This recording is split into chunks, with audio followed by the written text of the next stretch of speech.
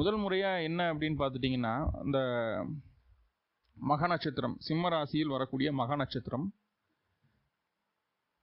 உங்களுக்கு எல்லா விதமான பிரச்சனைகளையும் தடைகளையும் என்னன்னு சொல்ல முடியாது, எல்லா விதத்துலேயும் உங்களுக்கு தடை தாமதத்தை ஏற்படுத்தக்கூடிய ஒரே ஒரு நட்சத்திரம் மகம். சந்திரன் கோச்சாரத்தில் மகத்தில் போகும்போதே உங்களுக்கு அந்த பாதிப்பை கொடுத்துட்டு தான் போவார். இன்னைக்கு நட்சத்திரம் மக நட்சத்திரமா, கொஞ்சம் கவனமாக இருக்கணும் ரேவதி அப்படிங்கிறத சொல்லலாம். ஸோ அப்படிப்பட்ட ஒரு மக நட்சத்திரம், அந்த மக நட்சத்திரத்தில் பிறந்தவங்க கிட்ட இருந்து நீங்கள் விலகி இருக்கிறது தான் நல்லது. விலகி இருக்கிறது அப்படின்னா, அந்த தாமரை இலையில் இருக்கக்கூடிய நீர்த்துளி போல் ஒட்டியும் ஒட்டாமல் இருக்கிறது தான் நல்லது அப்படிங்கிறது. அதற்கு அடுத்துதான்